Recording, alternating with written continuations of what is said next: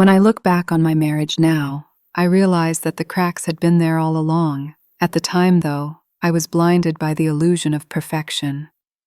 To everyone around us, Daniel and I were the picture of a successful couple.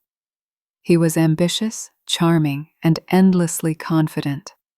The kind of man who could walk into any room and have all eyes on him. And me?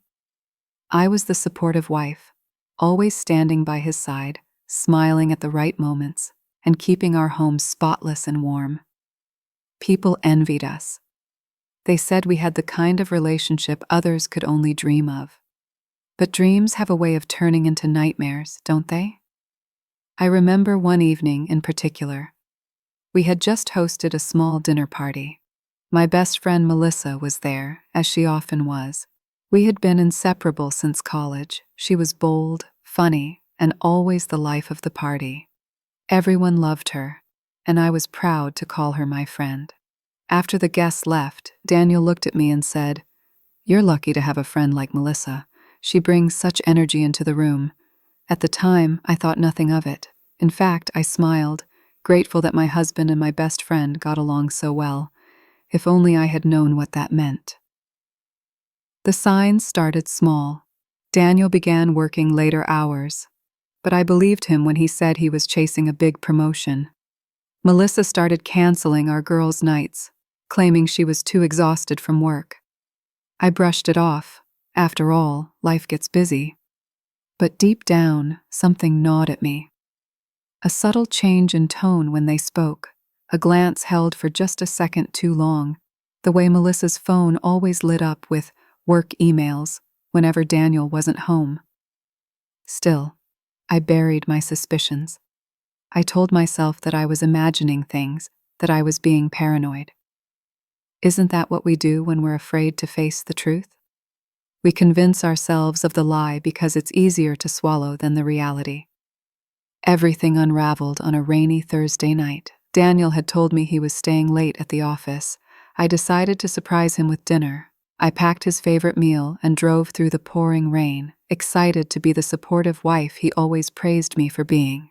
But when I reached his office, it was dark. The parking lot was empty. Confused, I called his phone, but it went straight to voicemail. Something inside me broke open then. My hands trembled as I dialed Melissa. She didn't pick up either. It was past midnight when Daniel finally stumbled in, his shirt wrinkled, smelling faintly of perfume I didn't recognize. He spun a story about late meetings and misplaced phones, but the way he avoided my eyes told me everything I needed to know. The next morning, I confronted Melissa. At first, she laughed, her nervous laugh, the one she always had when she was caught in a lie. But then her expression hardened. She didn't even deny it. "It just happened," she said flatly. "You're always so busy with your routines, your lists, your perfect little life." Daniel needed someone who actually listens. Her words cut deeper than any knife. I didn't scream. I didn't cry, not in front of her. I simply stood there, silent, staring at the woman I had trusted with every secret of my life. My silence unnerved her more than any accusation could have. She expected anger, maybe even a slap. Instead, she got nothing. And nothing is far more terrifying, isn't it? Because silence holds power. That was the moment I decided how this story would end. I wasn't going to beg Daniel to stay. I wasn't going to compete with Melissa. I was going to take back what was mine, piece by piece, without either of them realizing until it was too late. I would become the storm they never saw coming. In the quiet corners of my mind, I began to plan. This would not be the kind of revenge that exploded in fiery confrontations or dramatic scenes. No, my revenge would be precise, calculated, and silent. The kind of revenge that doesn't just punish but destroys from the inside out. And one day, when they least expected it, they would realize the cost of betraying me, because this, after all, is one of those stories of silent revenge. After that confrontation with Melissa, I carried on as though nothing had changed. To Daniel, I remained the dutiful wife. I still made his coffee in the morning, still asked about his day, still tucked myself beside him in bed. Outwardly, I was calm, composed, maybe even more affectionate than before. But inside, I was cold steel. I had already drawn the battle lines, only he didn't know he was walking right into my war. The first thing I did was stop giving him any reason to doubt my loyalty.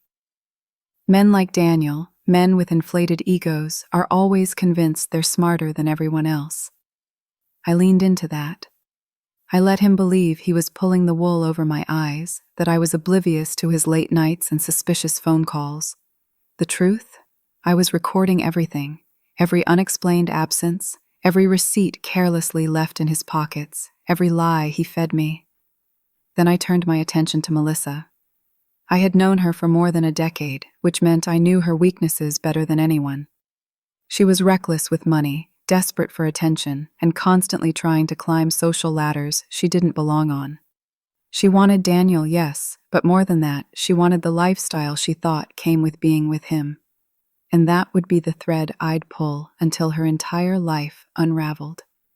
I started small. Whenever we met in public, I was overly sweet to her, hugging her as though nothing had happened.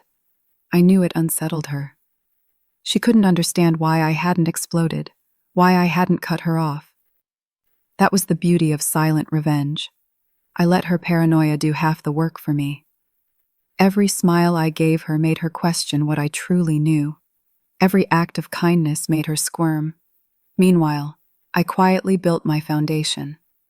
I reached out to a lawyer, an old friend of my father's who had always looked out for me. Without telling Daniel, I gathered every financial record I could get my hands on. Bank statements, property deeds, investments, all of it. Daniel, in his arrogance, had always put me second when it came to his career.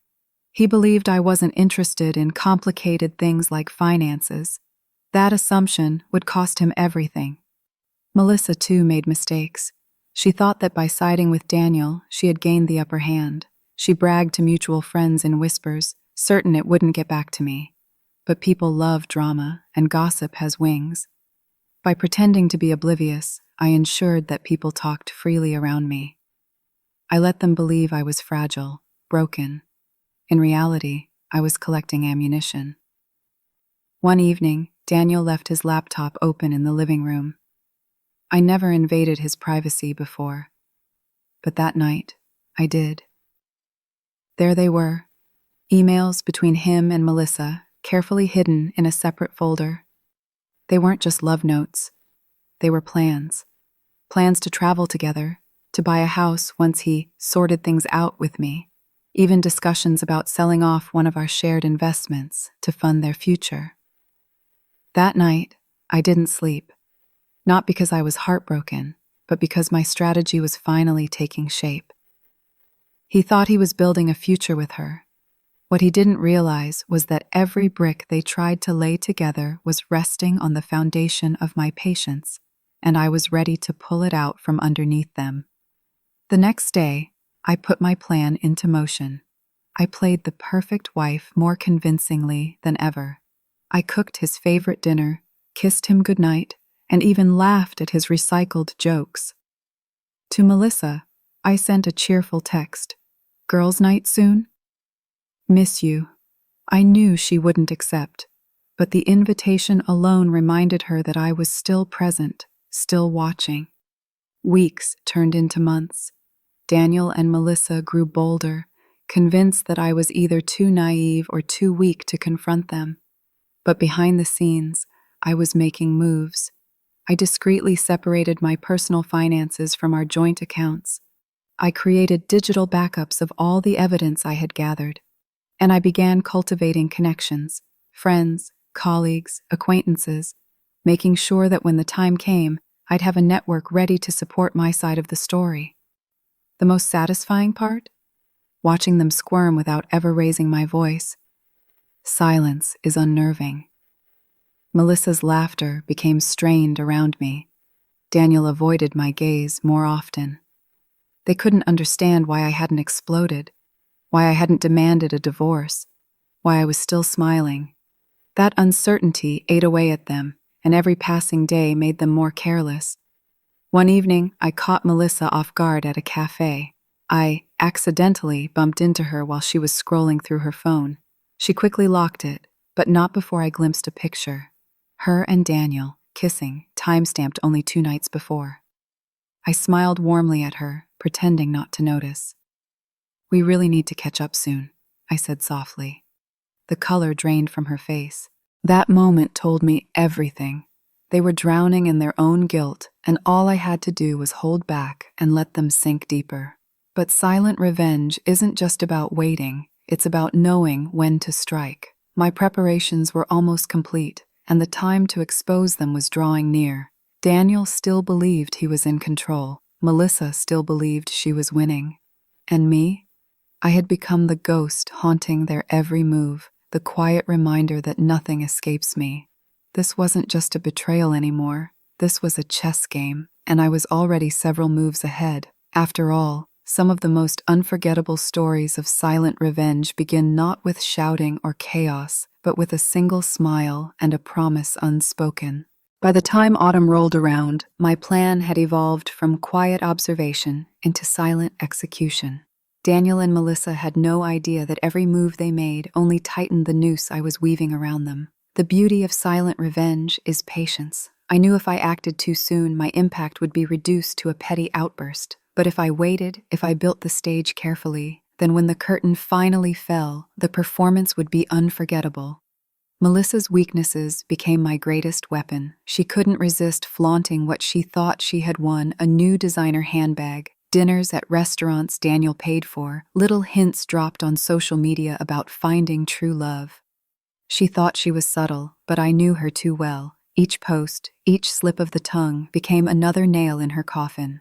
I started feeding the gossip mill, carefully, indirectly, a whispered word here, a subtle question there. "Have you noticed Melissa's been glowing lately? Wonder what's new in her life?"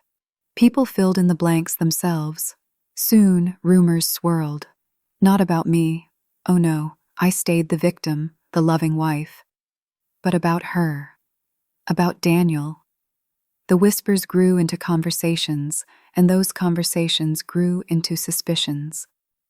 Meanwhile, I deepened my financial independence.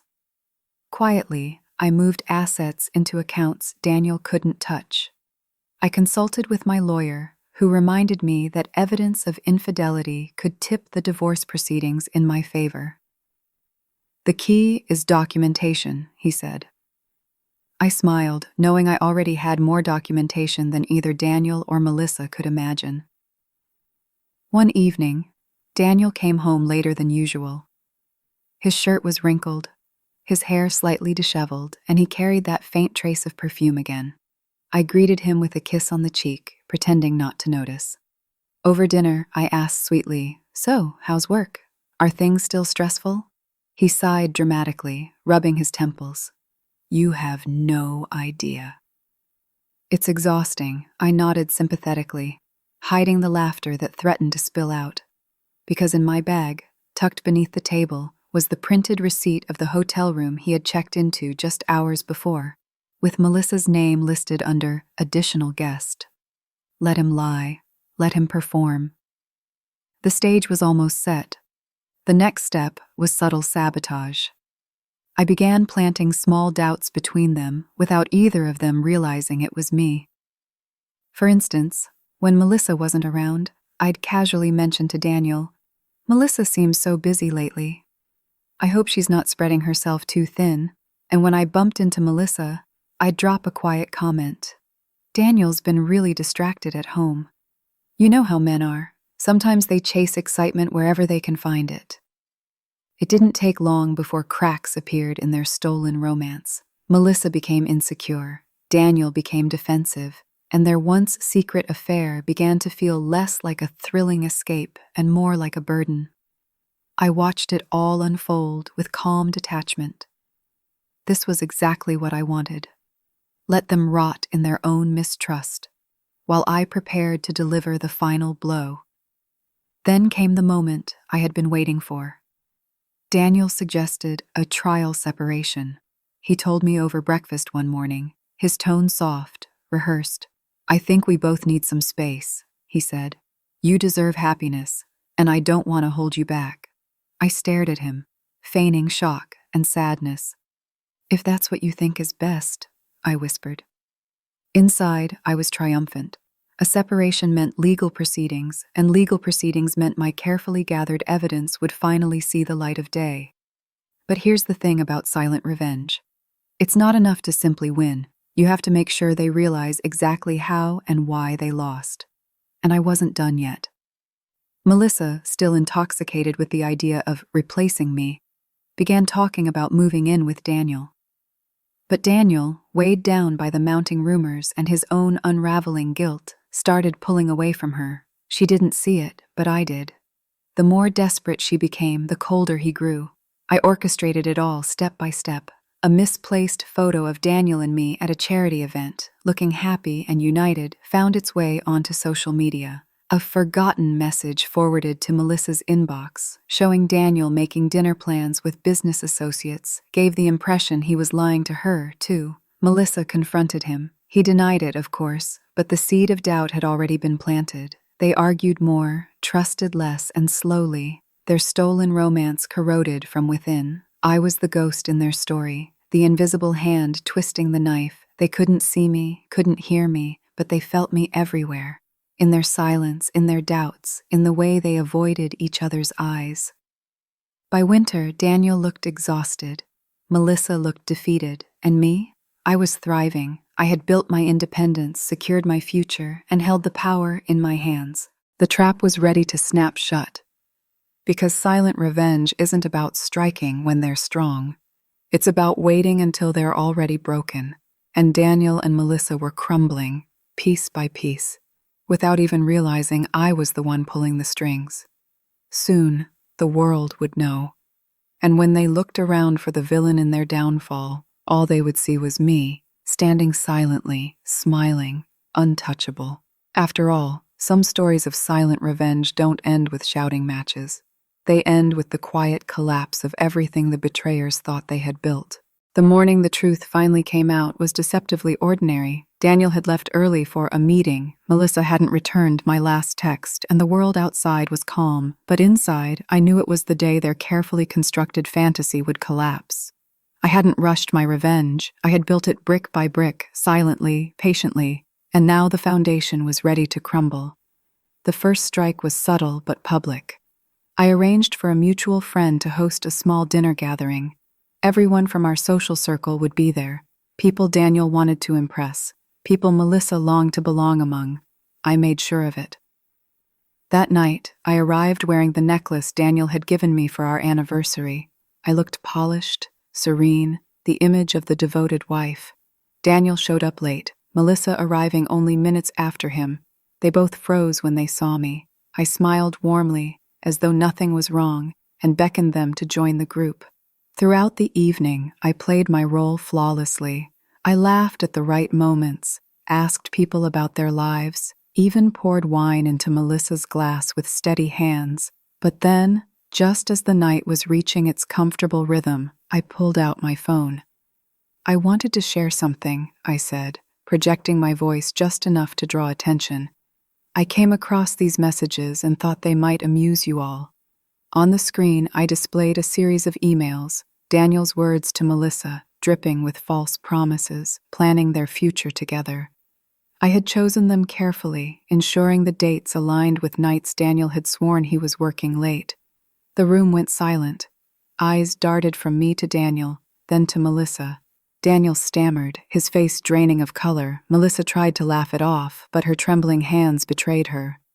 "I thought it was better to be honest," I continued softly, my expression calm. "After all, secrets have a way of surfacing." The whispers began instantly. Friends exchanged glances, their faces a mix of shock and pity.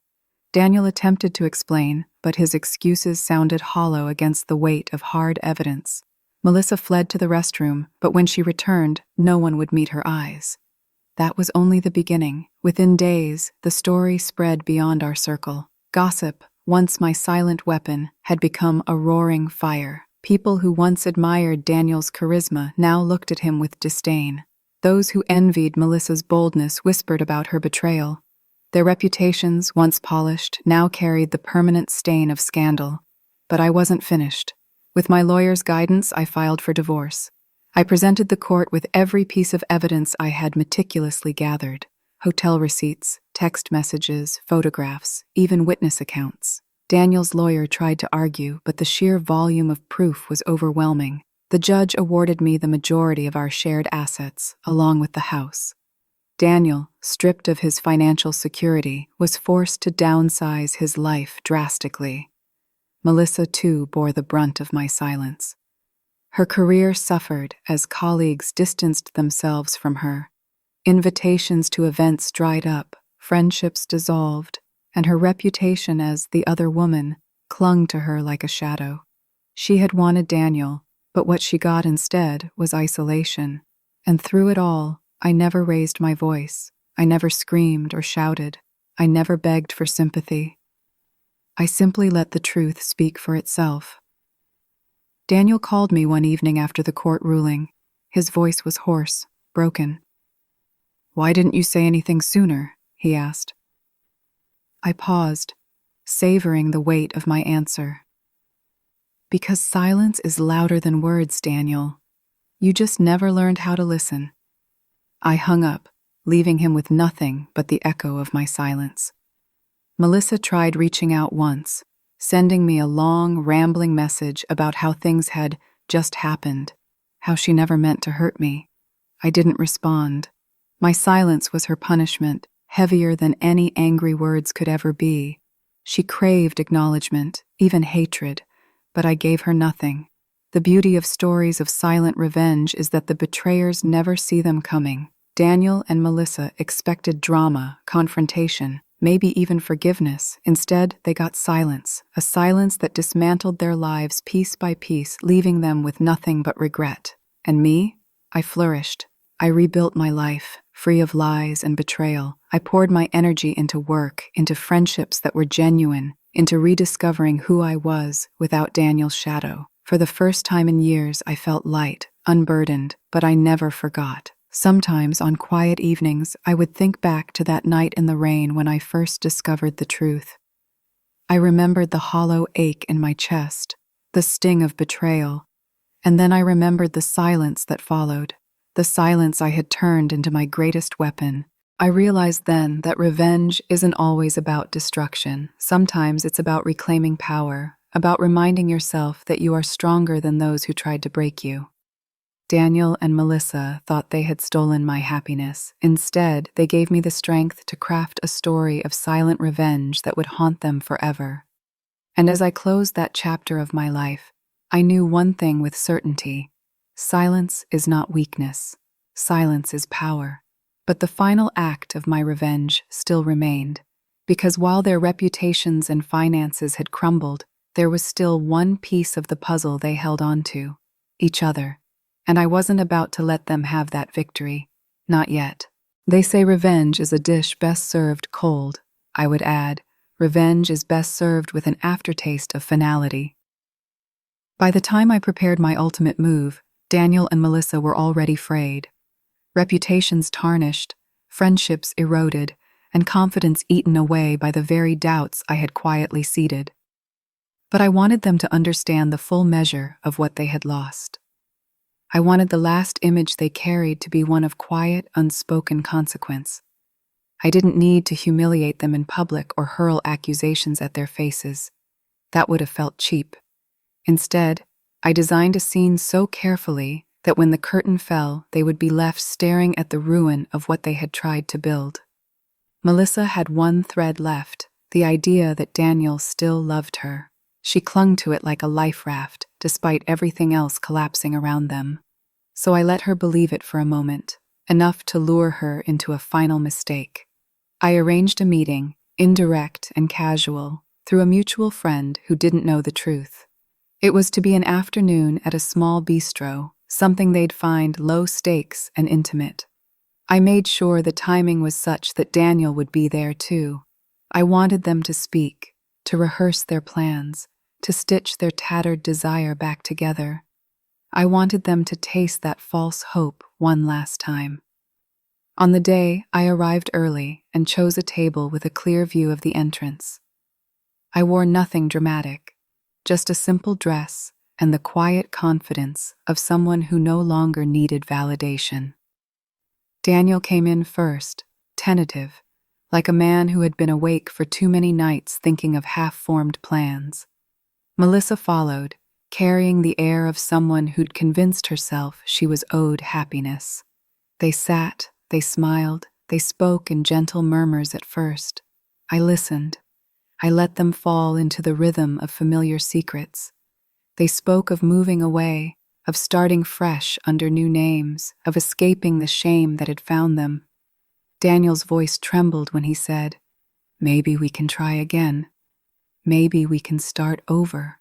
Melissa reached across the table to touch his hand, and for a heartbeat, I allowed myself a memory of how easy it once was to be forgiven. Then, with all the calmness I had mastered, I stood and walked over to their table. I did not shout. I did not create a scene. I simply placed a single envelope on the table in front of Melissa and folded my hands lightly in my lap as if I were a passerby dropping off something she'd ordered.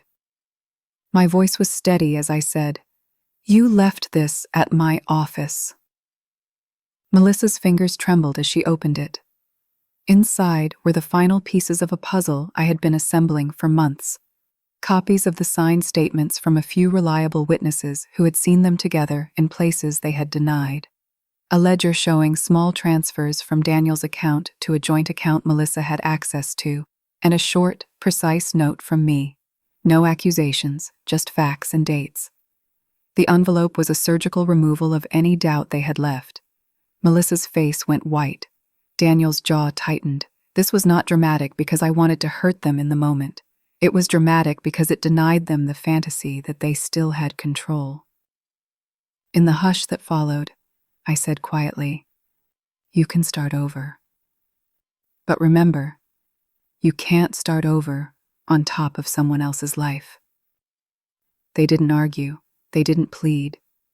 They understood, in that silence, the gravity of the consequence. That day, they walked out together, not clutching each other's hands, but bound by the realization that whatever future they tried to build would be haunted by the ledger of truth I'd laid in front of them. After that afternoon, everything accelerated. Daniel's last attempts to salvage his pride were met with polite indifference from former friends. Melissa found herself ostracized from the circles she had once flattered. They tried to forge a new beginning, but the foundation was cracked beyond repair. People forgive sometimes, but trust, once broken, is a difficult currency to regain. I could have told myself that this was revenge enough, but the most important part of my quiet campaign had never been to watch them fall. It had been to redefine myself. While they were scrambling for what they'd lost, I used my regained freedom to rebuild the life I wanted, intentionally, thoughtfully, without bitterness dictating my choices. I moved into a smaller home that felt like mine. I traveled alone for the first time in years, discovering cities and cafes that didn't carry the weight of our shared history. I reconnected with friends who proved to be steady and real, not fair-weather companions. I poured time into a career I had shelved for decades, rediscovering talents and ambitions I'd forgotten I owned. With every new accomplishment, the shadow of betrayal receded further. There were nights, of course, when memory struck with a dull ache, the flash of a wedding photo, the echo of a shared joke. But even those moments have their purpose. They remind you what you survived and what you no longer tolerate. They shaped the woman I became, a woman who chose dignity over drama and peace over petty triumphs. Sometimes, months later, I would hear whispers of Melissa's attempts to apologize publicly, or of Daniel's quiet, lonely life in a rented apartment. These reports might have once thrilled me. Now they merely reinforced an idea I held close. Silence had done its work. It had stripped away illusions without amplifying pain.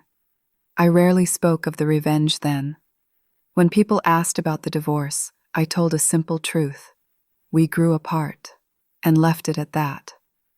There's power in letting the story remain partially untold. Most of the time, the silence itself is the loudest statement you can make. One afternoon, Months into my new life, Melissa reached out with an unexpected message, a short note that read, "I'm sorry." No lecturing, no pleas, just those 2 words. I did not respond. I typed a reply and deleted it.